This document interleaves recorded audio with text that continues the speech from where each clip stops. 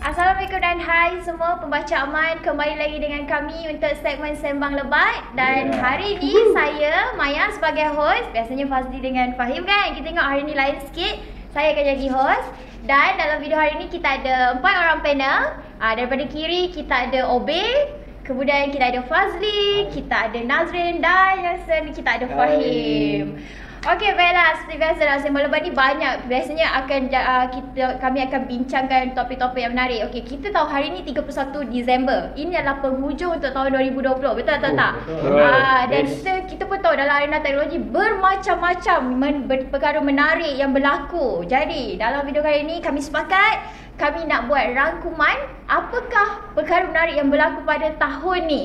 Akan banyak topik yang akan kami bincangkan hari ni. Dan pertama sekali yang kita akan mulakan adalah contact tracing. Mesti ada di luar sana macam nak tahu apa kaitannya contact tracing dengan TikTok tahun 2020 ni. Okey, kita cuba tanya Obe. Apa pendapat Obe?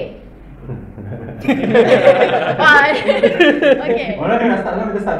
Ni tahun ni last year kita pasal kalau kata bila dah apa tak perempuan kan. Tahun ni akhirnya kita ada rangkuman agak perempuan. Jadi harap lagi banyak perempuan. Teknologi bukan hanya untuk lelaki. Betul.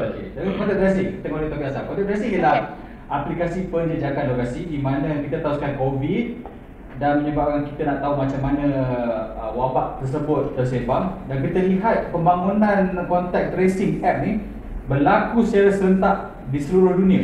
Setiap negara nak ada app sendiri, dan bagi negara tahun ni bagi negara yang tak mampu mempunyai resources untuk menghasilkan contact tracing, WHO sendiri membangunkan satu open source di mana dia kata okey, macam negara-negara tak ada ni, sila pakai kita punya contact tracing based on Google dengan Apple punya API. Malaysia tak pakai obviously. Tapi ala-ala cakap ni, kita perlu menyentuh apa yang Google dan Apple buat tahun ni untuk merealisasikan contact tracing pada kesemua peranti iOS dan Android adalah unprecedented. Saya katakan unprecedented pasal bayangkan Google dengan Apple bila last time diorang agree on something, sambil diorang kata okay, give us 2 minggu, kita akan buat satu API yang boleh disokong pada peranti Android. Dia akan cover nanti bersama malahan Huawei yang tak ada lagi GMS menerima kemaskini BN untuk menyokong API ini. Jadi contact tracing ialah, saya rasa kalau orang katakan apakah app of the year, saya katakan kalau kat Malaysia ialah MySejahtera. Dan reason kenapa kita sekarang boleh rasa saya lebih kurang 13 juta orang muat turun aplikasi itu kat Malaysia saja. Kat globally pun banyak, dan ia sedikit sebanyak membantu untuk menekan penularan wabak COVID-19 dekat seluruh dunia. So yang lagi menarik satu lagi, baru-baru ni kita ada berita bahawa Apple Wallet dia boleh gunakan untuk kalau anda ada vaccination COVID-19, boleh dipaparkan pada Apple Wallet dan boleh guna sebagai bukti yang anda dah divaksinasikan menentang virus COVID-19. Tapi akan ada halangan ke? Contohnya macam kalau tak ada pengesahan tu, tak boleh nak beli kat kedai tu ke apa ke? Kalau nak naik kapal terbang misalnya, tak silap saya memang dia akan minta pengesahan yang anda dah divaksinate, baru dia akan bagi. Kalau kita interject, the only syarikat penerbangan yang setakat ni yang mengatakan apa, kena ada vaksin ialah Qantas saja buat waktu ini. Tapi saya tahu saya memang lepas ni akan globally. Dan kalau ingat tahun ni juga buat pertama kali Skytrax ada rating untuk setiap lapangan terbang dan setiap airline ada rating untuk menunjukkan bagaimanakah dia orang punya tahap keselamatan. Dan British Airways dan tak silap saya ANA adalah dua syarikat yang dapat 5 star. Asia pun gunakan ada different punya rating, tapi dia orang pun 5 star juga, walaupun kata bang tak terbang macam mana rating. Tapi dah bersedia, persediaan tu dah ada untuk, jadi sebagai pelanggan kita selamat ke nak naik Fahim ni kan 2 star je. Jadi kita bukan saja contact tracing, any app yang ada berkenaan dengan COVID dibangunkan serentak. Bila last time kita dengar ada satu pergerakan kat dunia nak banner the same app pada waktu serentak, memang totally tak disangka dan boleh dilakukan sebenarnya. Wow, okay. Itu antara menarik yang contact tracing. Bagaimana dengan anda? Setuju? Okey. Seterusnya, kita tahu masa COVID ni dekat Malaysia macam-macam kes kita dengar. Ada yang hari tu kes pelajar kena panjat pokok. Ini berkaitan dengan infrastruktur dekat Malaysia. Antara ini adalah topik yang kita ulang. Yang kedua adalah kegagalan infrastruktur di Malaysia. Bagaimana komen Fahim? Maafkan saya, komen Nazrin mengenai perkara yang kes banyak student panjat pokok sebelum ni semua. So ini pun bagi saya dia berkait sikit dengan COVID. Pasal COVID baik atau buruk dia dah expose infrastruktur internet Malaysia for what it is. Yes. Betul, bagi nak cakap pun memang dalam kawasan bandar memang tak ada masalah, semua orang boleh dapat internet. Tapi bila kita cakap pasal kawasan luar bandar, kawasan pedalaman, baru macam di Sabah dan Sarawak misalnya, memang terpaksa kita dengar macam kes-kes macam Viviana terpaksa panjat pokok. So memang kita nampak yes, kalau kita orang bandar kita baca macam boleh tengok phone apa semua, orang-orang yang di kawasan tersebut kita lihat memang susah betul nak ada teknik, secara teknikalnya panjat pokok memang dapat, tapi tu dia terpaksa panjat pokok membahayakan nyawa. Merentas sungai panjat pokok itu baru seorang, belum lagi yang lain-lain macam budak-budak. Ada 2 orang budak yang hampir lemas. Jatuh jambatan. Jatuh jambatan. Untuk belajar. So itu dia cakap memang kita technically infrastruktur itu ada, tapi sama ada ia boleh digunakan ataupun memang kita terpaksa menggadai nyawa nak mendapatkan sambungan internet itu lain cerita. So macam the good thing at least bagi saya ialah sekurang-kurangnya pihak kerajaan melalui SKMM, Suruhanjaya Komunikasi Multimedia Malaysia, diorang dah start program jendela di mana mereka cakap okey, kita by certain time, tak silap saya pada tahun 2022 kita nak pastikan bahawa 100% daripada rakyat Malaysia dapat sambungan internet 4G sekurang-kurangnya 30 Mbps yang boleh digunakan, tak payah panjat pokok, tak payah masuk hutan, keluar hutan, boleh digunakan pada mana. Ini penting pasal sekarang ni kita tengok COVID-19, sekolah-sekolah semua tutup. Tak sekadar sekolah rendah, sekolah menengah, universiti, college, semua kebanyakannya semua dah start pembelajaran dari rumah. Tapi itu satu lagi isu, ada internet pun device kita tak ada. So masalah kita terbesar ialah memang ramai orang ada smartphone, tapi kalau ni ikutkan, smartphone bukanlah satu peranti yang sesuai digunakan untuk pembelajaran. Malah tablet dan laptop pun saya sebagai seorang bapa tahun ini saya realise bahawa remaja atas talian ni memang kita dengar wow cool apa semua kan, tapi in realitinya bila tak ada human interaction antara seorang pelajar dan seorang guru atau seorang pelajar dengan lecturer dia, tak kondusif. Macam kita tahu dekat Amerika Syarikat dia orang macam ada cipta avatar untuk tipu kamera lah. Padahal dia akan hidup. So orang kata bukan sahaja mendedahkan kita punya infrastruktur internet yang tak elok, tapi mendedahkan sistem pembelajaran yang diwar-warkan ke atas talian. Saya dah dengar sejak 1998 masa first time ada multimedia super koridor kata atas talian It's future. Kita dah 22 tahun selepas 1998 still masih lagi tak mencapai standard pembelajaran face to face. Tapi itulah dia yang satu lagi, kalau kita nak cakapkan akhirnya kita lihat kerajaan dia macam sedar ini tak boleh jadi, ni memang dah banyak sangat kes di mana memang tak ada orang dalam bandar yang komplain. Dia akan komplain kelajuan tak cukup laju, tapi dia tak akan cakap kita orang tak dapat internet langsung. So bila COVID-19 ni memaksa guru-guru dan juga pelajar-pelajar ini membuat sesuatu, dan dia realise kita orang tak boleh buat ni because tak ada internet satu, tak ada device satu. Nak dapat material pelajaran pun susah pasal all this while kita punya learning infrastructure semua berdasarkan buku-buku fizikal. So nak mengalihkan pada digital, memang ada digital, kita ada macam Frog Valley, Google Classroom dan sebagainya. Tapi isunya di sini ialah itu adalah cluster. Dia bukan digunakan secara luas-luas, secara meluas. So bila kita dah dipaksa untuk mempercepatkan, untuk rapidly develop all this content untuk pembelajaran, baru kita sedar bahawanya kita hindsight 2020 kan, patutnya kita dah buat benda ni awal-awal dulu. Pasal sekarang baru terhingga baru nampak keperluan lah kan. And rasanya kalau orang yang dah ada internet, capai internet tu appreciate lah, masuk lah kelas. Betul. Student dekat luar sana tu dengar. Bukan tu je, bila ada masalah internet pun sebabkan COVID ni, orang yang nak datang servis ke nak repair pun kadang jadi ada masa yang tertentu semua. Jadi bila ada program macam ni, bila at least dia dah janjikan 4G akan stabil by 2022, should be Bersyukur lah kan. Lambat sangat 2022 ni. Ya. Kita baru nak masuk 2021 ke 2022. Betul. Itulah. Itu komen mereka mengenai kegagalan infrastruktur. Bila kita sebut pasal bekerja daripada rumah, belajar daripada rumah, biasanya benda-benda macam ni melibatkan telesidang macam Zoom, Google Meet semua. Kita juga boleh nampak tahun ni perkembangan untuk telesidang semakin meningkat. Bagaimana dengan komen Fahim? Okay, dia bukan setakat macam hari tu awal-awal Covid semua kan, kita buat from home. Even kita dekat Amans pun semuanya bekerja dari rumah masing-masing. Betul, masa awal dulu. And setiap hari, setiap pagi kena report bangun, Zoom ramai-ramai. Tapi nasib baik bangun. Tapi itulah, ada macam Zoom, kalau yang akaun percuma terhad pada 45 minit je untuk satu sidang. Mana itu adalah mengganggu dan agak menjegelkan. Sebab tu kita makin lama makin ada banyak aplikasi. Macam kita ada Google Meet yang sebelum ni orang kita hamba, tapi sekarang dah ramai kenal. Google pun ada telesidang. Padahal benda tu dah lama gila. Dia just rename. Lepas tu Zoom kemas kini, FaceTime pun ramai pakai, Google tu, Microsoft Teams yang ada CGI macam kita dalam kelas, dalam mesyuarat. Memang menarik sebagai, bukan setakat untuk kerja je, macam untuk belajar. Macam tadi Obeng, Nazir semua cakap, untuk belajar pun kita pakai telesidang. Tapi sebenarnya untuk launch tag pun ada gunakan telesidang. Kebanyakan pelancaran sekarang mereka banyak buat atas talian. Betul, tadi dah kan. Kat Malaysia sendiri pun. Kat tahun ni hanya satu aja saya pergi yang betul-betul launch produk dekat Malaysia, untuk Vivo X50. Ya, saya Vivo V20 SE.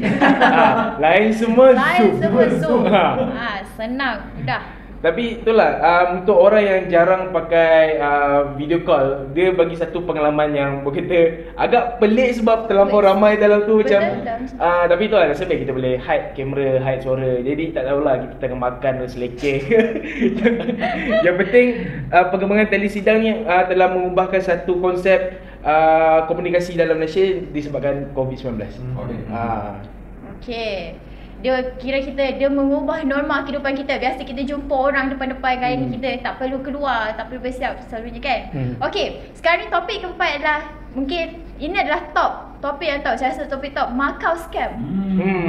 Macau Scam ini melibatkan penipuan atas talian. Banyak sangat kita dengar tahun ni, di sinilah itulah. Jadi bagaimana dengan komen Obey ataupun Fazli sikit pasal Macau Scam? Kalau yang saya tahu untuk Macau Scam ni just orang pakai kereta mewah aja. Adakah Obey? Macam mana? Jadi Macau Scam ni lebih pada orang kata itulah antara cabang dia. So saya rasa yang kita realise tahun ni ialah macam PDRM dah keluarkan statement, SKMM pun dah keluar statement untuk tahun 2020, peningkatan penipuan atas talian. Dan kita lihat macam last 2 weeks bila KWSP mengeluarkan iSINA tu, banyak orang terima WhatsApp fake apa semuanya. Dan nampaknya diorang selepas kita lihat di awal tahun, masa bulan Mac dengan April tak ada langsung spam apa, suddenly diorang jumpa, ini adalah cara terbaik untuk menipu orang. Betul. Dan nilainya sangat tinggi kan, berjuta-juta dan berpuluh-puluh juta penipuan atas talian. Dan orang kata benda yang kita tak expect untuk digunakan sebagai benda nak menipu, boleh diorang jumpa cara. Malahan kalau kita boleh keluar sikit daripada luar talian pun, diorang hantar WhatsApp kata, aku kena tangan polis, nak pinjam duit. Dan ada boleh beliru suara semua. Jadi macam wow, canggih. Jadi dengan semakin banyak orang menekan peranti pintar, penipuan atas talian meningkat. Betul. Dan teknik untuk menipu pun bijak. Macam-macam.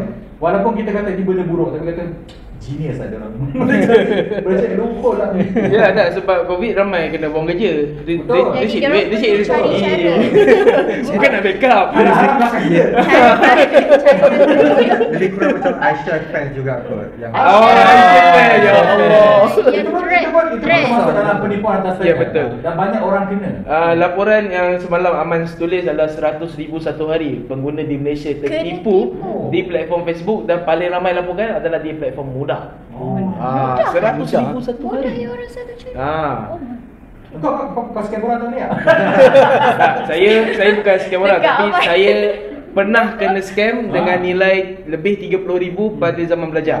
Itu tahun berapa? tahun 2015 rasanya. Jadi dah 5 tahun semakin complicated dan Betul. semakin orang kata sophisticated. Sekarang ni okay, saya yang dah kenal strategi scam dan bila tengok konsep yang baru pun kadang saya pun rasa betul ke SMS ni? Betul ke ni? Sebab kadang dia orang punya menyorok tu memang gila bagus. Gila bagus. Dia boleh berlakon kan. Kalau kita tak pakai app Truecaller ke, kita tak tahu tu nombor siapa. Kalau kita tak pernah kena scam ataupun tak pernah kenal konsep scam, kita tak tahu WhatsApp tu betul atau tak. Betul. Dia at least Satu masa. kena sekali lah baru korang tahu Pengalaman sebenar Jadi itulah sedikit pasal markah scam. Jadi anda di luar sana perlu berhati-hati, make sure kalau dapat call tu betul-betul daripada orang yang sebetul. Okey, itu antara topik. Okey, next kita akan cakap pasal ini adalah keseluruhan tahun ni lah, COVID-19. Dia bukan saja ubah norma kita, dia ubah macam-macam benda. Jadi dekat sini kita nak tanya komen kesan kepada diri sendiri ke apa ke kepada Nazrin, apa pendapat tentang perubahan COVID-19 ni terhadap kehidupan kita.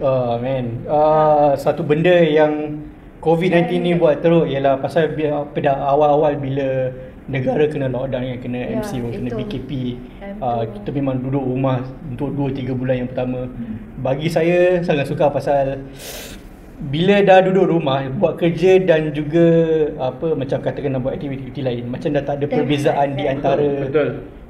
So bila dah jadi macam tu, dia psikologi dia ialah macam tak kisah apa yang kau buat, kau akan rasa macam alamak aku still on the clock. Kerja. Dia tak tenang. Tak tenang. Hidup memang bila tidur bangun pun macam alamak ada aku dah lambat ke apa ni. Padahal dia duduk dekat rumah aje pun. So tapi dia as kita punya kes COVID menurun, alhamdulillah boleh balik ke office. Tapi sekarang dah makin teruk balik.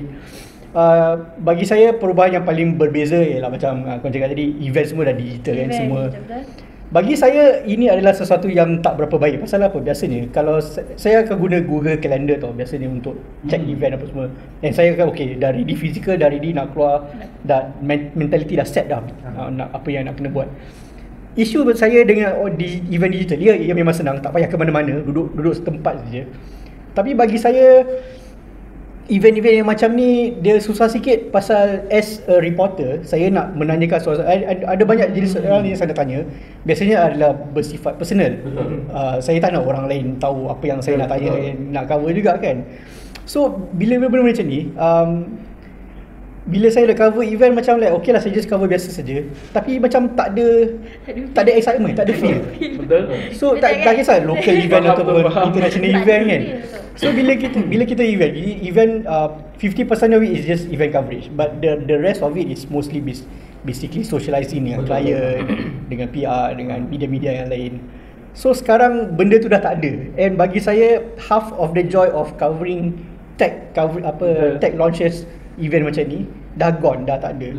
It's just kau duduk dekat depan meja, just cover press release, dah that's it, itu je. Sebab kalau kita pergi launch event physically, kita boleh tanya orang-orang brand tu rahsia-rahsia, tak reveal lagi ke, macam harga next device. Kita boleh korek detail kadang dia.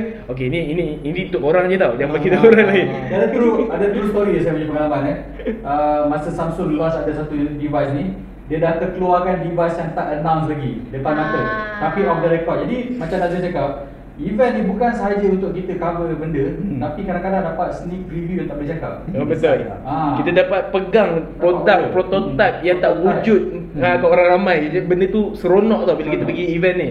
Kadang-kadang tu macam ajak masuk bilik meeting dulu, ni untuk orang boleh ambil gambar tapi jangan share. Macam feel tu dah tak ada. Dia macam setakat tengok YouTube, ni tech best. Tak artikel. Bagi saya lah kalau macam untuk COVID-19 ni, perubahan yang paling rasa sekali is kita kena selalu tengok tempat yang kita nak pergi tu ada case ke tak. Betul. Kita kena tengok mana sejahtera. Macam kawasan hospital confirm ada, your area 1 km memang kena ada. Dia tengok radius. Scan My Sejahtera. Itu lah sebab hari tu saya asyik cakap berulang kali. Bila buat from home ni, COVID ni buat otak tepu. Dia sampai tahap pisang kadang rasa stres gila. Macam Nazan cakap, sekejap, aku ni buat kerja rumah aku ke buat kerja untuk Amas ni?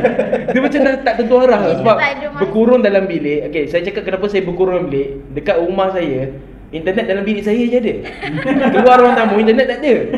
Sebab kerja Amas ni kerja dengan Amas ni kena 100% internet. So bila duduk berkurung nak tengok drama ke dalam bilik, makan pun dalam bilik sebab internet saja tau. Jadi memang dia boleh kata ubah agak personality dengan perasaan kita dari segi emosi semua tu, boleh kata mengganggu jugalah sikit. Betul. Bukan saja emosi, bukan saja kerja, COVID-19 juga efek apa kita panggil sektor ekonomi sendiri. Betul. Banyak yang terjejas. Jadi itulah dia. Ada lagi kita cakap pasal COVID-19, sekarang kita akan cuba cakap pasal virus. Vaksin, virus pula, maafkan saya. Vaksin. Sekarang kan dah banyak hasilkan vaksin. Biasanya untuk menghasilkan vaksin mengambilkan masa agak lama. Betul. Tapi yang ni dia ada super vaksin yang mengambil masa sekejap saja. Bagaimana dengan komen untuk perkara macam ni? Okey, kalau bagi yang tak tahu sebenarnya, vaksin untuk COVID-19 ialah yang paling pantas pernah dihasilkan dalam peradaban manusia. Kalau anda ingat dalam bulan Ogos ke Julai saya ada buat video untuk Amans. Saya cakap pasal BCG. BCG untuk tuberculosis itu mengambil masa lebih 15 tahun untuk develop. Dan bayangkan BCG, tuberculosis dah ada dalam peradaban manusia, orang kata sejak zaman Rom. Jadi ribuan tahun benda ni dah circulate, tahun 1917 ke something baru jumpa vaksin. Dan COVID ni kalau anda nak tahu sebenarnya vaksin telah ditemui sejak bulan Mac, sejak bulan April. Tapi waktu tu dikatakan sebagai vaksin candidate. Okay. Jadi yang membuatkan kita hanya sekarang menerima suntikan vaksin ni kerana orang kata dia kena go do proses ujian untuk memastikan ia selamat di jangka masa. Dan kalau tak silap saya, last saya tengok sebanyak 238 vaksin candidate ada sekarang. Cuma kita sekarang dengan Pfizer, kita dengan Moderna, kita dengan Sinovac dan juga dengan Sputnik. Ini adalah benda-benda yang at the beginning dia orang kata okey kita bagi duit, kita buat test sepanjang sepantas yang mungkin, dan sekarang telah mula distribute ke seluruh dunia. Dan ini adalah benda dalam segi sains sekali lagi unprecedented. Tak pernah ada vaksin yang dapat dibangunkan pada kurang setahun. Wow. Benda tu agak terkejut juga sebab saya kadang-kadang follow agak perkembangan pasal sains dengan medical ni. So bila nampak vaksin COVID macam serius lah dalam tempoh yang sangat pendek ni macam, so ada possibility mungkin by next year kita mungkin boleh reda dah dengan keadaan COVID ni. Mungkin lah, kita tak tahulah, wallahu alam lah. Tapi itu pun terpulang kepada perangai masing-masing dan disiplin masing-masing terhadap penjagaan jarak sosial dan itulah. Fahamlah SOP kan. Kita kata tu apa, kita jaga kita. Semangat tu kena ada. Kita sikit semangat pasal COVID-19, pasal vaksin. Okey, kemudian tahun 2020 juga kita dapat lihat Apple. Kenapa saya sebut pasal Apple? Baru-baru ni Apple dia berjaya tarik ramai badan lepas lancarkan chip M1. Apple M1. Jadi Fazi, Apple fact. Dalam kamera sini. Sekejap, sebelum tu tengok siapa yang pakai iPhone kat sini. Semua pakai iPhone.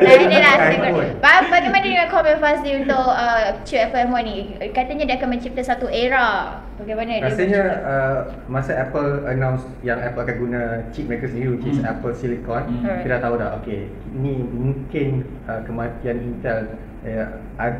Chipset Intel ada dalam MacBook punya devices. Tapi orang macam mungkin dia macam acah-acah untuk first generation ni mungkin kata it's not that powerful lah dan apa kot pakai ARM punya tag. Tapi bila dia mula-mula keluar, which is M1 punya silicon, M1 Apple Silicon, semua orang macam blows their mind lah sebab dapat kalahkan chipset Intel yang boleh kata memang high end, harga belah-belah ribu. Yang komputer macam harga 6,000 boleh kalahkan. Cuma bayangkan tu prestasi dia macam mana. Tapi tu just basically benda cakap je lah.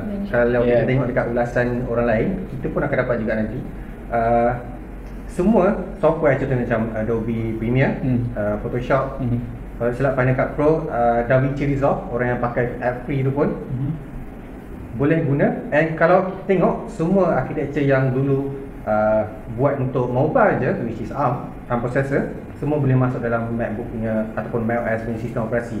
So sekarang ni saya dah tengok semua app. Okay, app yang biasa saya guna dalam telefon is VN Video Editor. Biasanya buat video untuk TikTok. Tapi dah tengok dah dekat Apple Store MacBook memang dah ada option untuk, dia dah kata dah okay, available. Dan ni boleh kata terima kasih juga kepada Rosetta 2 sebab semua app yang dulu based on Intel chips sekarang semua dah boleh integrate dengan M1. And sekarang rasanya ni yang paling, bukan pengalaman saya untuk perubahan daripada VR, power VR ke Intel, rasanya saya tak alami lagi, tapi rasanya it's quite fast bila dapat tahu okay, bila Apple announce M1 chip, semua software dah bagi tahu okay, software diorang memang dah integrate untuk M1 chip processor. So orang tak perlu nak risau, and Apple kira macam bagus bagi tahu dekat semua orang yang korang tak perlu bimbang, software yang korang biasa guna tu sebab kita dah ada Rosetta 2 which is akan translate software Intel processor kepada M1 processor. And bagusnya bila pakai ARM processor ni ataupun M1 processor ni, kita tengok semua review kata boleh tahan sampai 3 hari guna. Cuba bayangkan laptop yang pakai Intel punya processor boleh tahan sampai rasanya 3 jam, 4 jam je. Tu basically untuk gaming punya laptop lah. Tapi dapat bayangkan laptop boleh tahan 3-4 hari. And ni maybe akan cakap perubahan paling besar saya pernah tengok orang boleh guna untuk laptop. Tapi sebenarnya bukan Apple first. Kita tahu Microsoft dah buat ARM daripada dulu. Kita tahu Windows RT, bagaimana idea Microsoft nak ubah Android app jadi Windows app dengan mudah dengan dia punya projek, apa nama projek dia tu? Tak ingat dia ada satu, dia macam Rosetta lah. Developer hanya perlu masukkan kod Android dan dia boleh convert jadi web wrap punya app untuk Windows. Dan kita tahu Windows RT gagal. Dan Microsoft cuba sekali lagi dengan Windows Surface 10X Surface Pro X. Yang mana menjalankan Windows 10X. Yang juga dengan ARM juga. Tapi kita tahu Windows ARM daripada dulu hanya terhad kepada Microsoft Store punya aplikasi saja. Dia tak boleh run aplikasi natif macam yang Apple lakukan. So bila Apple dah buat macam ni, tak dinafikan Microsoft akan rasa takut dan macam alamak, Apple dah buat dulu and dia stabil. Microsoft yang dah buat beberapa tahun lepas lagi sampai sekarang tak stabil-stabil lagi. Kalau tak silap, Surface pun ada plan untuk buat chip sendiri kan, untuk guna ARM punya. Dia bekerjasama dengan Qualcomm untuk yang Pro X kan. Untuk ARM. Tapi betul lah bila kita nampak macam biasa lah, bila Apple buat dulu, orang lain akan terus terikut-ikut dan jadi mulakan trend tu balik. Kalau selagi Apple tak start dulu, selagi tu trend tu akan mati macam tu je. Masalahnya sekarang ni cakap trend kan. Untuk Apple ni bukan trend. Untuk Apple ini adalah satu transition. Ajakan paradigm shift daripada penggunaan x86 kepada M1. Saya cakap ni kenapa? Pasal in the future, dalam masa setahun, maksimum 2 tahun lagi, Apple dah memang akan fully self-reliant untuk semua benda yang dia buat. 100% dia takkan kisah Apple. Microsoft tak boleh buat macam tu. Betul. Microsoft dia punya main system operating system dia which is Windows still menggunakan x86, masih akan perlu rely kepada Intel. Unless Microsoft sendiri cakap okay, kita orang pun nak buat chip sendiri, kita orang buat OS sendiri, say bye bye to Intel, AMD apa semua. Ini saya rasa dia takkan buat. Macam Adobe cakap kan, suddenly dia boleh support Windows on ARM punya app. Macam tu Adobe punya app yang setelah sekian lama kata mana nak support, suddenly bila ada M1 laju kita launch sekali. So dia bukan sahaja membantu Apple, tapi untuk merealisasikan benda yang dah lama diorang nak buat, iaitu Windows on ARM. Dah tahun ketiga tak salah saya. Mungkin inilah orang kata kick in the butt yang diperlukan. Bila dah ada Apple, mungkin orang baru nak. Itu yang kelakar bila Apple buat, macam saya cakap, bertahun lamanya kita dah ada Windows yang based on ARM kan. Bila Apple buat, boom, tiba-tiba Adobe terus stabil ARM version. Tak kira untuk Windows ataupun untuk Mac, macam laju gila. Even software Adobe yang asalnya adalah x86 dibangunkan kembali untuk ARM dalam masa yang sangat singkat. Cepat gila. Boleh buat, tapi tak ada will to go through with it.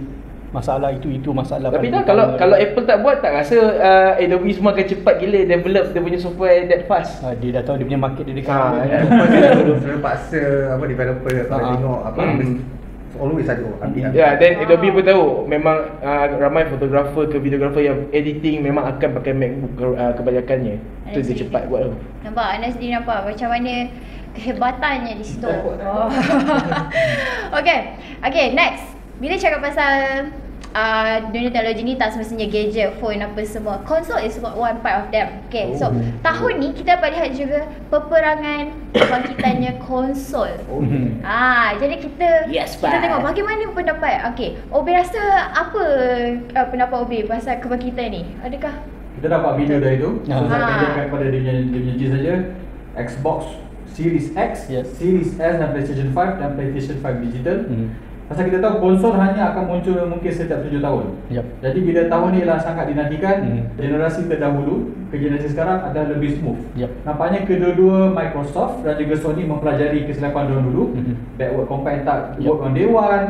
Dan Sony lah saya rasa yang paling saya rasa respect pasal kata 99% permainan yang ada pada PS4 boleh main dekat PS5 on day one. Dan buat pertama kali juga, correct me if I'm wrong, game developer cakap, okay, kalau kau beli game PS4 hari ni, kalau kau beli PS5 boleh upgrade for free. So benda tak ada. Jadi banyak, bukan sahaja perubahan generasi dari segi pemproses yang 2-3 kali lebih faster, tapi juga di mana diorang realise kita nak keep orang dalam ekosistem, kita bagi everything dengan app backward compat yang lebih baik. Dan saya sebenarnya nak beli PlayStation 5 tapi macam generasi terdahulu masih lagi ada masalah tentang stok tak ada, susah nak cari. Bagi saya perubahan terbesar daripada konsol PlayStation 4, Xbox One kepada PS5, Xbox Series X ialah fidelity, graphical fidelity dari segi grafik, kebolehan grafik. Pasal ini adalah generasi pertama untuk sebuah permainan, konsol permainan di mana kita boleh lihat bahawa grafik game konsol boleh kata sekitar on par dengan apa yang boleh dapat pada sebuah PC. So kita tengok PS5 dengan Xbox ada support untuk 4K, 8K resolution gameplay, high refresh rate 120 FPS, HDR support, dan juga akhirnya PlayStation boleh main Blu-ray 4K. boleh kata dah jadi complete multimedia system lah. Boleh beli satu tu semua benda dia boleh buat. Satu lagi ialah penggunaan SSD. Akhirnya dia menggunakan SSD PCIe 4. PS5 especially impressive pasal dia ada kelajuan pembacaan data 7GB sesaat, which is unheard of. Even PC sekarang pun yang PCIe 4 boleh dapat SSD 7GB tapi memang harga beribu-ribu ringgit lah. So ini semua adalah factor in. And bagi saya, kalau anda tak ada konsol, beli terus PS5 ataupun beli terus Xbox Series X. Pasal tak ada sebab kenapa anda nak beli PS4 pada masa sekarang, walaupun lagi senang nak didapati berbanding dengan PS5. Pasal PS5 boleh buat semua benda yang PS4 buat and more. Lagi better. Lagi better. And Xbox Series X pun lebih kurang sama. Katakan Nazrin sendiri hari tu dia ada unboxing PS5. Boleh tengok video dekat Amans ya. Nazrin ada. Okay. Promote. Okay, the next one. Kita dah cakap pasal konsol, kita dah cakap pasal M1. Okay, adalah yang ke adalah okay 5G. Ini saya dah lama tahu kita dengar. Rasanya dah lama, bukan tahun ni je. Banyak benda yang dijanjikan. Katanya patutnya boleh dapat katanya seawal sekarang kan. Sekarang dah tengok dah nampak dah 5G. Tapi dah hujung tahun. Kita tak nampak lagi bayang 5G bagaimana dengan Malaysia. Dan katanya 2020, bentukkan saya 22. 22. Bagaimana pendapat Nazrin mengenai 5G? So sekarang pun banyak device 5G kat Malaysia dah jual, tapi 5G tak ada kat Malaysia, tak boleh pakai. Macam mana ni kegagalannya? Bukan saya tak cakap gagal. Pasal technically projek 5G ni sejak daripada tahun lepas lagi dia memang dah set up dah ada banyak dia punya test station di sekitar Malaysia, dekat Cyberjaya, dekat Langkawi, Terengganu, Universiti Petronas dan sebagainya, UTP, Universiti Teknologi Petronas. Tapi isunya sekarang ialah oleh kerana COVID-19 tersebar di seluruh dunia, termasuklah Malaysia, di sekitar Malaysia juga, ujian-ujian ni terpaksa ditangguh terlebih dahulu untuk memfokuskan kepada rangkaian 4G pula. Pasal at the end of the day, keperluan rakyat lebih penting daripada kemajuan teknologi. Walaupun technically speaking 5G untuk pengguna, pada pendapat saya, pasal saya pernah test 5G di Cyber dengan Langkawi, bagi saya untuk kegunaan orang biasa tak perlu sangat. Dia berguna untuk tempat-tempat macam katakan kalau ada pondok internet dan sebagainya di kawasan luar bandar, memang function. Saya dah lihat sendiri, memang dia guna memang boleh guna untuk remote learning, remote klinik dan sebagainya, function gila. Tapi as a normal consumer, kalau kita nak guna phone, memang ada banyak, boleh katakan semua device yang dah dikeluarkan sejak daripada pertengahan tahun ini, semuanya ada 5G built-in. Bagi saya tak ada function, tak perlu sebenarnya. Kalau anda ada sambungan internet 4G yang pantas, yang boleh naik sehingga 90 megabit per saat, that is good enough. Dah memang cukup baik untuk siapa-siapa saja gunakan. Tapi balik pada 5G, memang 5G is still very much in the works untuk jendela, SKMM melalui jendela. Isunya sekarang saya cakap tadi, 4G takes precedence dan mereka hanya akan memfokuskan kepada teknologi 5G pada penghujung tahun 2022, di mana ujian-ujian 5G akan disambungkan dan baru kemudian dia akan allocate all the spectrum lah yang nak diagihkan kepada syarikat-syarikat telekomunikasi tempatan. So itu lama lagi. So kita akan tengok, rasanya telco hanya akan mula memperkenalkan semula teknologi 5G mungkin sekitar 2022 ke 2023 macam itulah. Tapi itulah yang kelakar, sebab saya pun sendiri termasuk dalam antara orang yang dapat menguji 5G dekat Langkawi tu. Memang syok lah, laju. Memang laju gila. Memang feeling gila, laju betul gila. Orang kata laju tu betul lah. Dia yang paling kelakarnya tahun ni, kebanyakan telco dah promote plan mereka adalah 5G ready. Tapi tak ada 5G. Yang pada hemat saya, benda tu mengelirukan orang ramai. Nampak dekat kotak, nampak kat banner, plan ni, plan hijau ni dia tulis 5G ready, plan orange ni 5G ready. Apa semua. Mana boleh. Orang tahulah. Tapi saya rasa apa yang dilakukan oleh kerajaan, walaupun saya rasakan adalah kata disappointing, tapi saya faham. Lagi apa yang kita cakap di awal video tadi, kita katakan bahawa kita realise infrastruktur kita sebenarnya tak ready. Dan banyak orang yang orang kata ada kesenjangan, dan ada orang yang duduk di dalam bandar yang besar, dan luar bandar. Dan saya rasa orang kata for the greater good, lebih baik dia orang stabilkan 4G dahulu, pastikan pembelajaran atas talian dan segalanya orang boleh dapat, baru kita pergi ke 5G. Best case scenario macam saya baru berpindah kepada kelajuan internet yang sangat laju kat rumah, 1 GB per second. Bila dah pakai beberapa hari macam, aku guna apa ni? Ini sama yang jadi macam 5G tadi. Betul. Kita laju, lepas tu macam, aku guna untuk Twitter je. Betul. Saya faham sekarang, bukan keutamaannya sekarang untuk 5G, kita bagi internet yang good enough untuk semua orang. Bukan orang yang ada iPhone 12 Pro Max. Tapi itu betul lah. The other issue is that pasal kita tengok 4G kan. This is balik kepada kegagalan infrastruktur internet di Malaysia juga. Berkait sikit is that internet 4G dekat Malaysia, kalau saya ada tulis hari tu report pasal Open Signal, dia cakap internet 4G dekat Malaysia actually sangat rendah. So SKMM saranan dia ialah kelajuan minimal seharusnya 30 megabit per saat. Tapi masalahnya di Malaysia purata kelajuan hanya sekitar 12 ke 14 megabit per saat. Dan kira rendah daripada Vietnam. Dan kira rendah daripada Vietnam. Tapi Vietnam tadi kita cakap pasal dia sekarang tengah growing ekonomi yang tengah membangun dengan pesat gila. Kita lagi rendah daripada Myanmar. Betul dia, that's the thing, right? Macam kalau kita compare, ini Malaysia kita ingat gah tau, kita ada 4G, kita dapat iPhone awal apa semua kan. Padahal kalau kita tengok infra semua slow gila. Memang ada 4G, tapi masalahnya kita punya 4G 2022 pun kalau saya dah bilang kan. Kita ada 2 tahun lagi. Ini adalah comparison yang sangat kurang ajar. Tapi kalau saya nak compare Malaysia dengan Taiwan, kawasan lagi besar. Pasal dia selalu cakap kita tak boleh compare dengan Singapore, pasal Singapore bandar kecil, dia punya infrastruktur letak satu cawang je, memang semua satu island boleh cover. Tapi kalau kita pergi negara macam Taiwan, kalau saya setiap tahun saya pergi Taiwan. Saya akan selalu beli SIM card, pasal SIM card dia memang RM50 unlimited, boleh pakai seminggu, murah gila. And kelajuan dia at the minimum 80 ke 90 megabit per saat. Minimum ke? Mana-mana pergi. Masuk lift, masuk bawah tanah, parking lot ke apa semua, sama. Speed dia memang laju gila. And saya tengok macam ni, kalau saya compare, asal Malaysia tak ada speed internet 4G tau. Saya tak cakap broadband ataupun fiber optic ke kan. Pasal gelaknya bila streaming Unify bila mula-mula diperkenalkan, dia cakap fiber optic tapi 10 Mbps. Anyway, no, that's not the point. Tapi tapi itulah saya dah cakap kan, 5G yes, saya tak nak cakap gagal, dia bukan gagal pasal it's because of the situation that we are in right now. Dia terpaksa shelf dulu.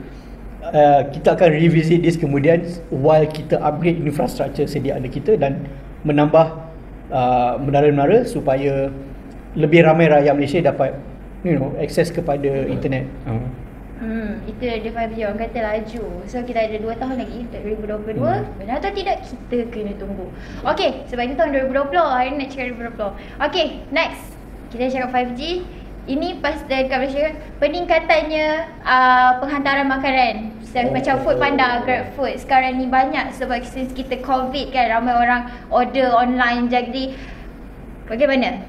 Adakah ia adalah satu pandangan positif bagi kalian ataupun impact yang saya rasa positif pasal tahun ini buat pertama kalinya dalam sejarah hidup saya beli grocery pakai dulu macam malas dulu keluar datang beli tak ikan mata merah gila. betul orang dan saya rasa orang kata dia punya litmus test ialah kita adalah generasi baru memang expected untuk guna e-dagang dan juga gunakan penghantaran pakai kan. Emak saya 66 tahun pakai. Dia dah comfortable nak beli barang online dan juga beli makanan barang dapur online dan order. Saya datang rumah dia tu nak makan apa, dia buka phone dia dulu. Selalu saya yang order kan. So saya rasa ini menunjukkan macam mana suddenly normalize benda yang kita ingatkan berambil masa bertahun-tahun.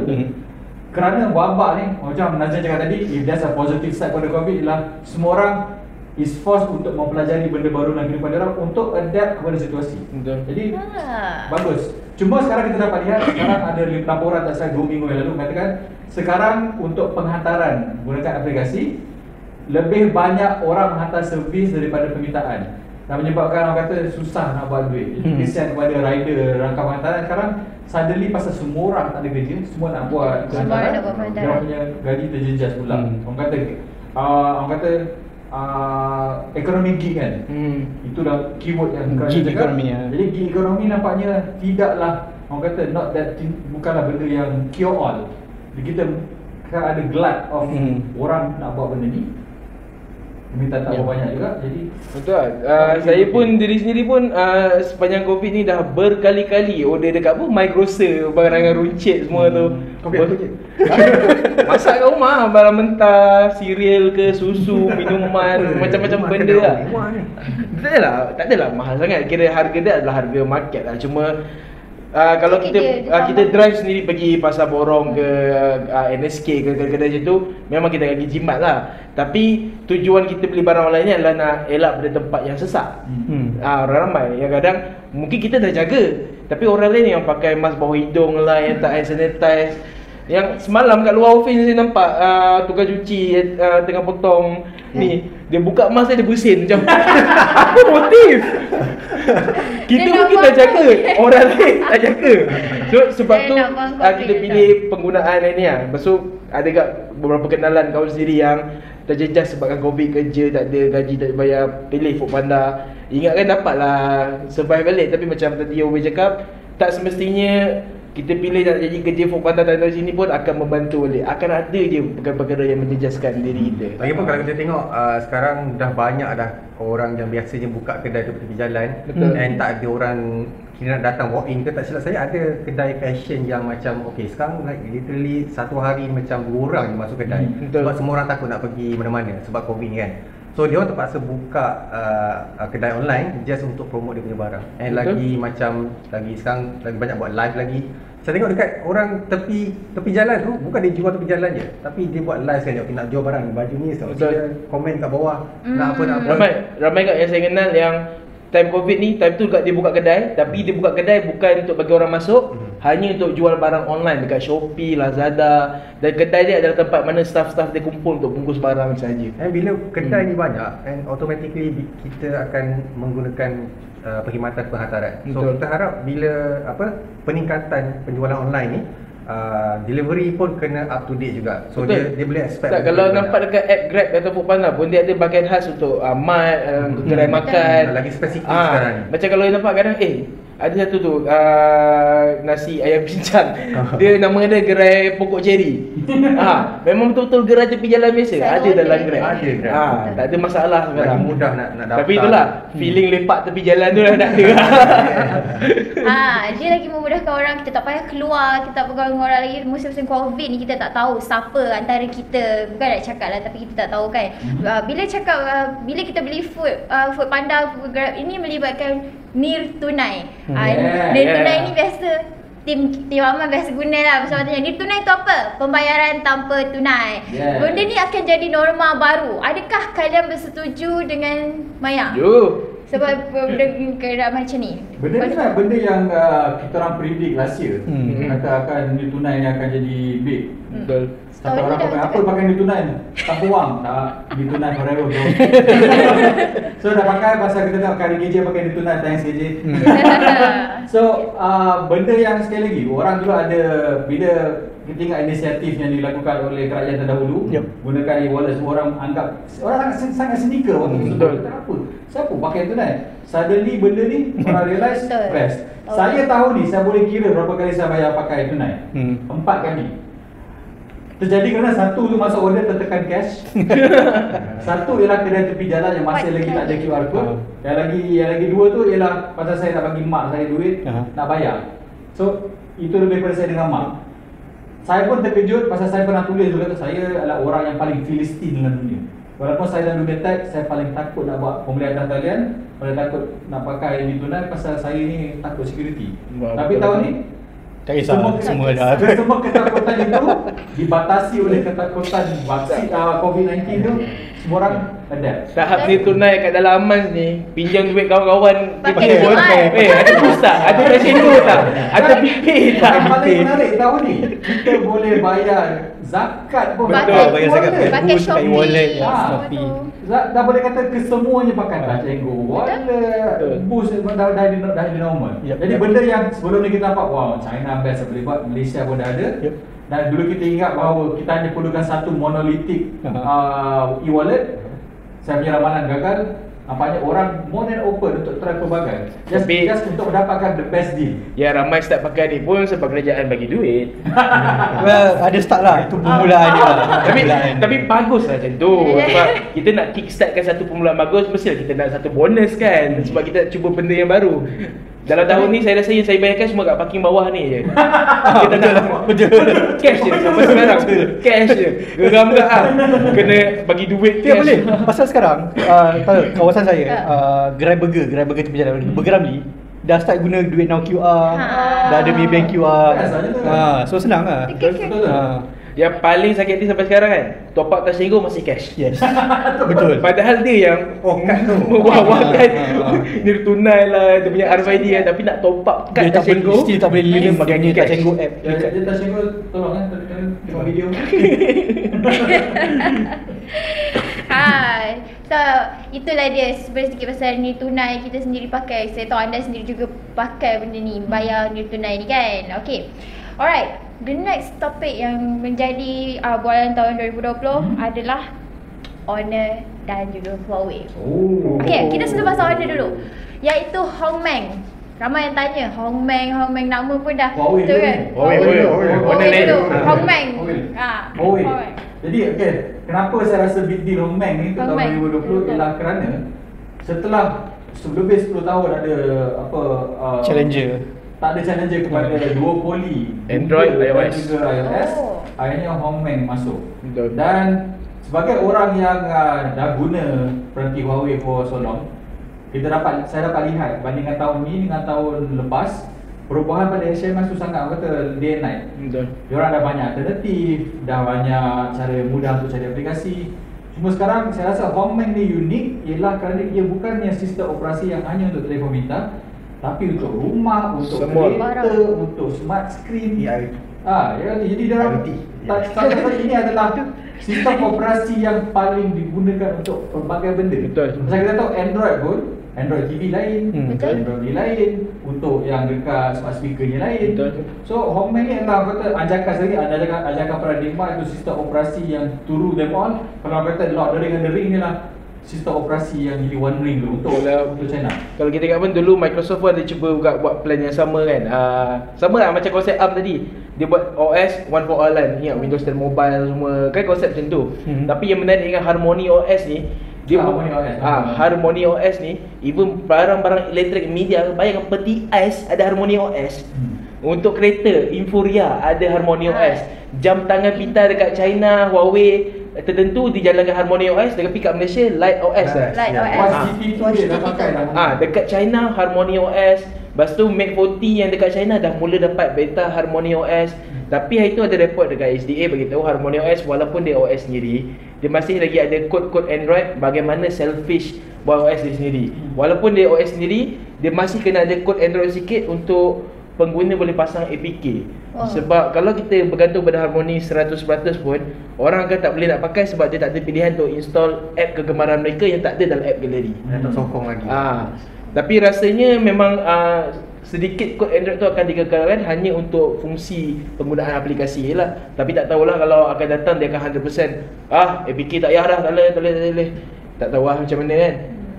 Betul tak? Okay, jadi tadi pasal Hongmeng. Sekarang bila cakap Huawei mesti ada Honor. Honor kena jual. Kita tahu hari tu Honor kena jual. Bisnes kasar ke? Okay, maafkan saya kalau kasar. Gaya cakap macam cerita apa yang kena jual. Ini antara top news tahun 2020. Honor dijual. Ini dia sebenarnya ada terlibat sikit dengan tercetusnya perang dagangan yang semakin orang cakap hangat antara Amerika dan juga China. Bukan Honor saja, efek banyak lagi pihak, DJI, apa lagi TikTok. Jadi bagaimana dengan komen kalian pasal isu yang makin hangat ni? Bukan saja kita jadi, orang lain pun bercakap. Jadi adakah saya cakap lah pasal saya dah buat tu menuju 2021. Huawei. Okay. Dia menarik pasal pada awalnya kita tengok hanya Huawei kena pressure oleh Donald Trump. Tapi nampaknya lepas tu nampak tak jadi apa-apa. Huawei kata kita buat Hongmeng by crew. Sekarang TikTok jadi masalah. Kemudian DJI pun nak kena ban. Dan paling besar bagi saya ialah isu SMIC tu. Pasal kita tahu selepas Huawei dihalang daripada akses ke TSMC, dan HiSilicon pun dah kena potong dekat kaki. Dia kata okey, kita kerajaan China nak letak buat sendiri berapa puluh bilion nak membangunkan native punya foundry. Pasal sekarang SMIC hanya boleh buat 24 nanometer. The moment kita dengar cerita tu, suddenly kerajaan Jabatan Perdagangan US cakap okey, SMIC pun kena juga dengan trade sanction. Jadi banyak orang berkata bahawa lepas Donald Trump kalah, Joe Biden akan ease off. Tapi nampaknya semua indikator menunjukkan benda tu tak berlaku. Malahan the last few months of Trump punya administration ni, dia makin banyak pula diletakkan pelbagai sanction. Jadi akibatnya kita ni Honor kena jual. Dan kita tengok TikTok yang nampak untuk tahun 2020 ni, kalau kata bigger picture, banyak syarikat mula keluar daripada China untuk penghilangan. Dan pergi ke Vietnam, pergi ke India. Dan China sebagai kilang dunia, ini benda saya predict bulan Februari, China sebagai kilang dunia akan cease to exist. Pasal China pun dah makin mahal pula sekarang, dan pergi ke Vietnam. Dan kita tengok tahun ni ada isu besar macam cakap, berapa si Elon Musk nak pergi ke Indonesia. Jadi dah Southeast Asia akan jadi pengganti China pula nampaknya. Pasal satu kos rendah dan tak ada trade sanction, dan kesemua kerajaan dekat region ni sangat happy dan charming dengan bagi syarikat. Betul. Jadi yang paling menariknya bagi saya ialah TikTok bagi saya sangat unik. Main TikTok ke? Tak main TikTok. Tapi saya suka baca pasal bisnes TikTok. Pasal TikTok adalah hanya sebahagian daripada ByteDance punya bisnes.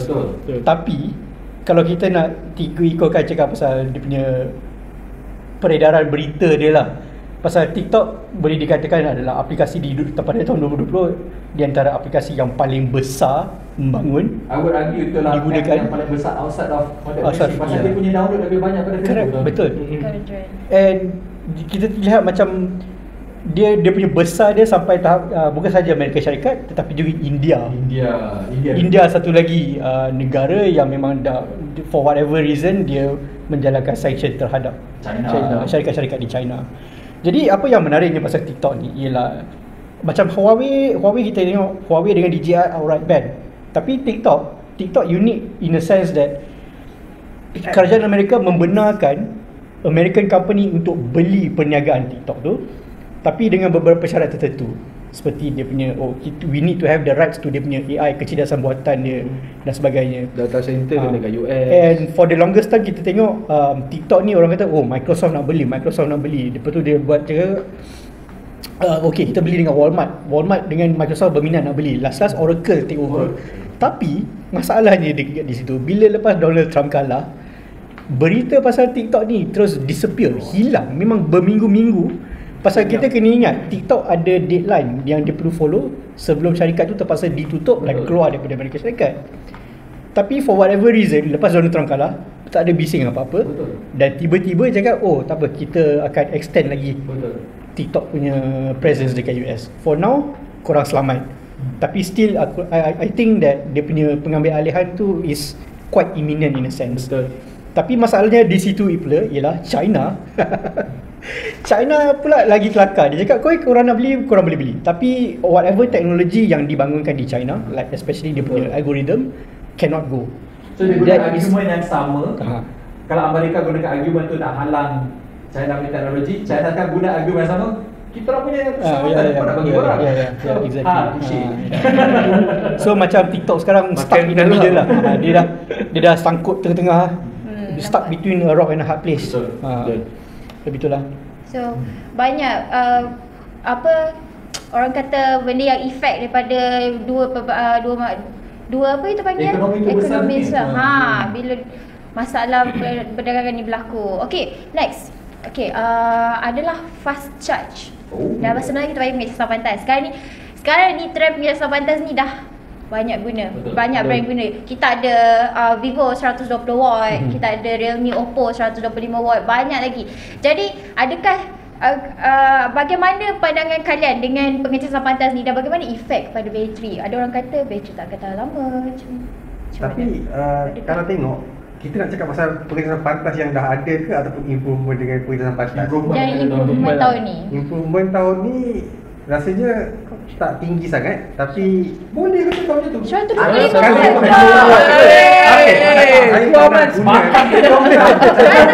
charger yang 112 watt tau. Kalau tak silap Vivo punya charger ataupun Oppo kalau tak silap. Lepas China itu. Vivo 20 watt. 120 watt. Shanghai MWC 2019. Untuk teknologi setinggi itu and untuk usage tu sendiri memang tak function sangat. And isu dia is risiko untuk telefon tu meletup agak tinggi. And bila selalu buat fast charge, bateri tu akan cepat rosak. Kalau kita tengok report dekat Mi 10 Ultra, Android Authority kan dia buat test. Memang phone tu everything 120, 120Hz, 120 watt, 120 zoom. Tapi diorang kata sebenarnya phone tu tak charge pun kat 120 watt, terhad kepada 90 watt sahaja. 120 watt adalah charger. Apa limit dia lah. Apa limit 120 watt tu adalah charger. Phone tu terima 90 watt je.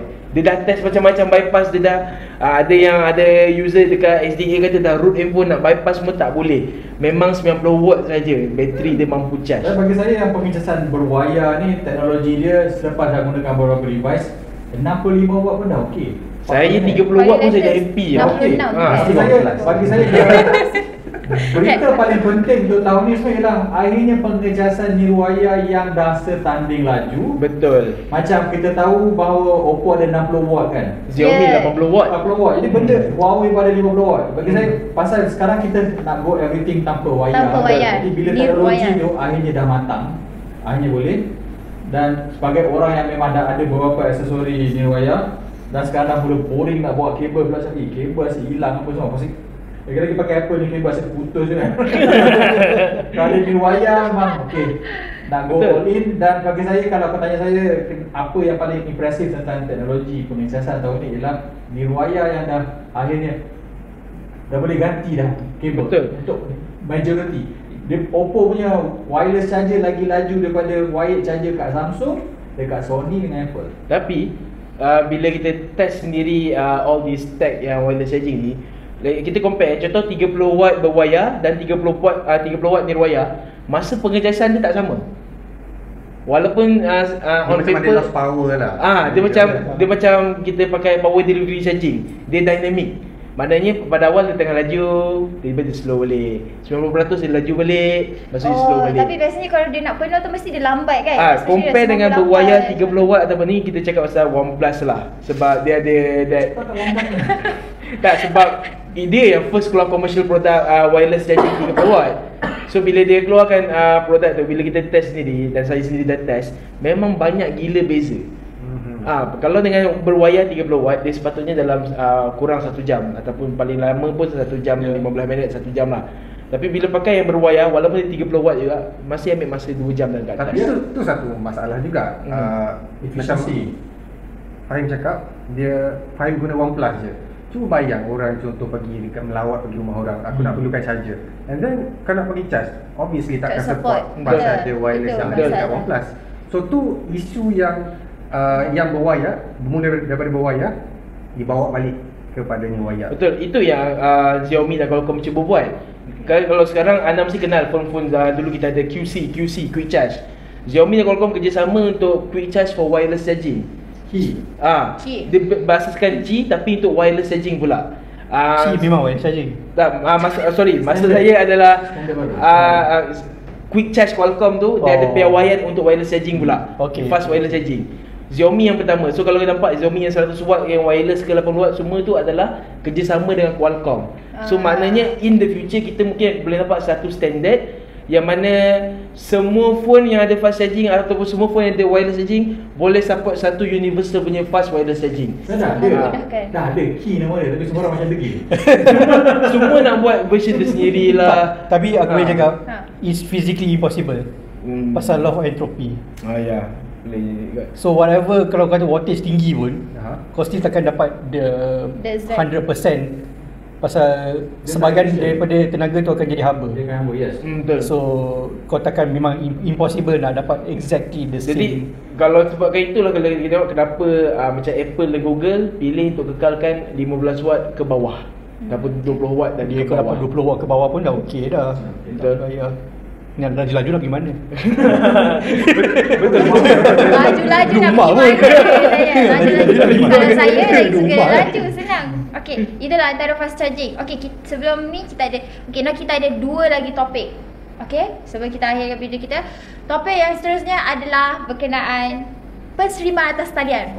Kini semakin meletup. Kita ada macam-macam. Kita ada konsep pun orang buat atas talian, tak kisahlah apa pun. Adakah kalian juga tengok benda ni? Maksudnya macam mana? Antara yang kita cakap pasal penserimaan tu kan. Kalau konsep kita tengok, sebabkan kita tak boleh buat live event, banyak konsep-konsep yang telah dirancang yang patutnya diadakan, semua dibatalkan, ditangguhkan ataupun ditunda. Tapi akhirnya penyanyi ke selebriti memilih untuk membuat konsert atas talian. Contohnya Taylor Swift dia kerjasama dengan Disney Plus. Itu tadi orang cakap Brie Larson Macam ada selebriti macam Brie Larson, pelakon yang dah tak ada kerja sekarang ni. Jadi online influencer buat tandangan sendiri. Dan kalau kita tahu ini adalah benda dulu adalah dianggap sebagai big no-no. Kalau katalah anda seorang pelakon big screen macam kalau anda Gwyneth Paltrow kata kan, anda nak kata nak eksklusif hanya kat atas filem. Tapi bila dah benda macam ni, diorang tak ada masalah langsung pun nak buat IGTV ke apa, pasal orang kata kau nak survive ke kau nak keep kau punya exclusivity. So dia sekali lagi merubah bagaimana kita anggap apakah selebriti boleh buat. Jadi dia boleh buat streaming. So kita cakap pasal penserimaan filem tadi semua pun wayang tutup. Jadi filem-filem baru semua banyak yang tangguh, banyak yang batal. End up Apple TV beli. Jadi penstreaman semua cerita-cerita baru boleh di stream. Paling hebat Warner Bros. Semua cerita tahun 2021 yang mana ada 17 filem ke 11 filem, semuanya akan masuk penstreaman serentak dengan wayang. Bermula dengan Wonder Woman. Wonder Woman tahun ni first eksperimen pertama. HBO Max. Yang mana memang best. Kita boleh stream tengok cerita baru dekat rumah. Yang tak bestnya cerita macam ni boleh terus start rompak. Boleh start rompak dengan cepat. Sangat cepat. Jadi eksklusif wayang tu dah macam dah tak selamat untuk konten-konten macam ni lah. Sebab filem kita bajet dia tinggi, berpuluh-puluh juta, beratus juta. Lagi filem-filem HBO, Warner Bros semua ni kan. Tapi diorang macam sanggup jadikan penseriman yang mana kalau masuk je hari pertama penseriman, lepas setengah jam pasti dah ada cerita ompak. Bercakap pasal penseriman juga, tahun 2020 ni adalah benda yang orang tak expect. Ialah pasal semua orang duduk dekat rumah untuk quarantine.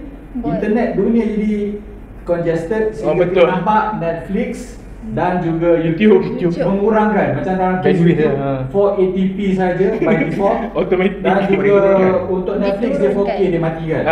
Dan ini juga berlaku dekat Malaysia juga. Pada awal tahun Netflix kata okey kita akan cut, dan menyebabkan saya tengok kat TV 4K gambar pecah dia macam Sebab tu saya banyak tengok filem atau drama kat handphone. Memang penat, memang sakit mata, tapi layanlah awal-awal itu. Kadang-kadang satu lagi tak Malaysian context saya nak bahas untuk topik ni ialah tahun ni Astro dah ada plan untuk jadi Oh ya. Kita tengok ini is a big deal juga pasal kita tahu Astro sama dia sebagai perkhidmatan menggunakan kotak satellite.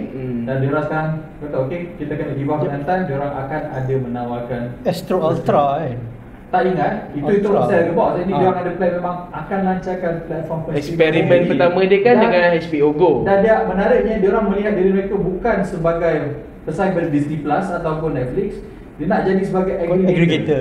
Macam Apple TV ada banyak app, Astro nak nampak macam tu. Betul. Jadi kita tahu bila kita beli bundle sepatutnya lebih murah. Macam kita tahu selama dia orang offer bundle untuk sebagai package. Jadi saya interesting sebagai orang sekarang, saya ada 5 services saya sekarang subscribe. Jadi kalau katalah Astro offer pada harga lebih rendah untuk 5 perkhidmatan ni, saya more than willing untuk go back pada Astro. Lepas dah cut, saya cut bulan Januari.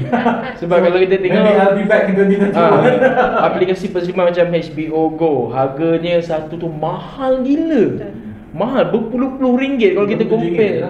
Kalau kita compare dengan Netflix yang lagi banyak kandungan yang lagi seronok tu kita tengok. Jadi bila Astro nak buat perkhidmatan macam ni, mungkin kita boleh harapkan harganya murah lah. Dan harapnya Disney Plus nanti kat Malaysia pun murah. Tak naklah RM66 macam direct convert sekarang ni.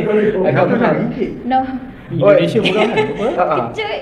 Cakap pasal perstreaman, kita kena cakap sikit pasal Quibi. Platform yang gagal tahun ni. Platform yang gagal. Oh ya hari tu. Dia launch tahun ni got shutdown. Dia yang kelakar dia apa tahu. Kita buat gini lagi, kita tulis berita the day before cakap Quibi coming to Apple TV, Android TV. The next day Quibi confirm shutdown macam dah. Itu paling gagal sebab betul. Hype gila berita Quibi siap keluarkan press release. Hari ni kita launch untuk Apple TV, Amazon Prime, Roku, Android TV. Betul? Semua platform dah boleh pakai Quibi yang mana sebelum terhad pada telefon saja. Dah tulis berita tu, dah bagi link download. Esok shutdown macam Tapi masa tu kira macam worldwide ke? Masa dia Worldwide. Serentak. Kira Fahim pernah guna lah. Benar. OB yang ajak saya guna. Saya dah try tengok dalam tu. Yang menarik dengan Quibi ni adalah macam Fazli tadi cakap sebelum kita start saya melambat ni, Quibi ni ahead of its time. Dia gunakan AI dan cara rakaman ataupun cara syutingan yang sangat berbeza. Fokus Quibi ni adalah tengok movie dan siri TV secara menegak. Jadi durasi satu video tu dalam 10 minit, 15 minit saja. So kalau filem dia pecah-pecahkan berdepat berapa banyak, drama pun sama berpuluh-puluh episod. Yang menariknya bila kita tegak, fokus kamera, lower third, subtitle, transition semua berbeza. Bila kita melintang, fokus dia pun berubah juga. Dia macam ada banyak cara rakaman, macam ada banyak angle video yang berbeza. Itu yang buatkan dia menarik. Harapnya adalah nanti orang lain akan cuba ikut cara dia, ataupun mungkin Quibi boleh survive balik ke, tak tahulah. Tapi rasanya orang tak langgan sangat sebab kita dah ada kompetitor di sini, which is Netflix. Tapi fokus Quibi is different sebab yang tu ada kira macam video mendata dan mereka. Sebab apa dia cuba buat adalah TikTok tapi filem, full filem dalam bentuk TikTok. Tapi tu macam Fahim cakap, dia macam video dah 10 minit ataupun 15 minit. Dia kira macam dedicated punya movie memang untuk Quibi. Tapi kalau dia kata kita buat macam TikTok video dia tak sampai 5 minit pun kita tengok kejap dah tukar video lain. Ini 10 minit episod 1, 10 minit episod 2, 10 minit episod 3. Lama sangat. Penat. Orang add up. Malah aku tengok, aku nak tengok drama 40 minit straight tengok, nak binge terus. Jadi dia terlampau banyak episod yang buatkan orang rasa menjengkelkan. Engagement. Ini adalah kata-kata pengalaman Fahim sendirilah sebab dia pernah guna. Saya tak pernah guna. Jadi itu pengalaman sendiri lah. Kalau kau ada bohong lah. Saya tak pernah guna. Okay, kita dah sampai ke punya video. The last topic adalah kecerdasan buatan. Kecerdasan buatan ni biasa setiap tahun kita dengar, dan tahun ni juga pun kita dengar apa kata kita tanya Obeng untuk rangkumkan apa pakar AI orang panggil tahun ni berkaitan AI. Sebagai orang yang membesarkan 80-an, bila cakap AI ni, benda pertama yang keluar dalam kepala saya adalah Terminator. Dan kita tahu sekarang sebenarnya Skynet tu is a small thing dalam AI. AI ni banyak benda dia boleh buat, dan tahun ni membuktikan apa yang saya katakan ni ialah pasal for the first time dalam sejarah dunia, manusia berlawan dengan AI dalam simulator dan berjaya mengalahkan top fighter pilot Amerika Syarikat dalam simulator. Dan 4 minggu yang lalu buat pertama kalinya sebuah AI digunakan sebagai co-pilot untuk terbangkan U2. Kata Bang Spy tu, dia membantu untuk pasal bila kita terbang pada ketinggian lebih 40 km, perlu concentrate nak buat kerja juga. So AI tu akan membantu untuk menerbangkan pesawat dan bagi suggestion macam mana nak buat. For the first time dalam sejarah manusia juga. Kemudian tahun ni kita lihat dah ada AI yang kalau kita tahu AI boleh hasilkan deepfake, dan ada AI untuk mengenal pasti deepfake. Dia dah terbina dalam aplikasi. Lepas tu juga Microsoft buat AI di mana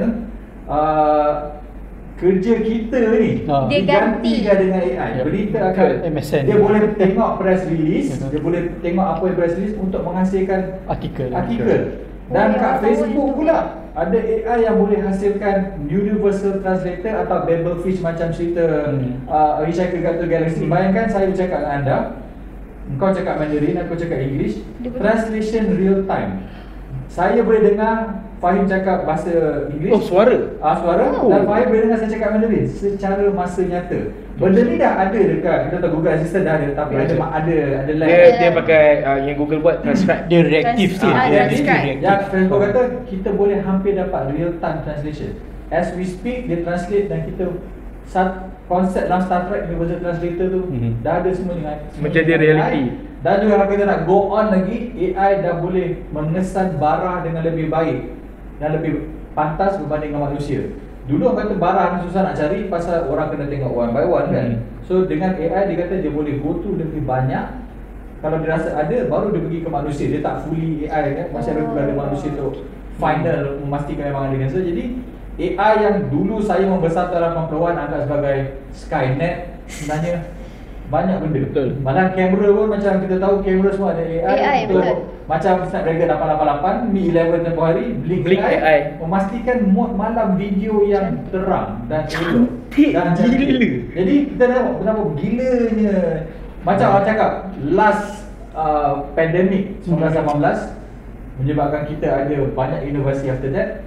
Kita tak habis pandemic lagi, kita dah tengok AI dah macam ni. So 2021 kalau betul pandemic ending, saya expect tahun 2021 akan lagi banyak benda yang crazy akan buat. Hasil daripada orang duduk rumah dan bosan fikir benda yang betul.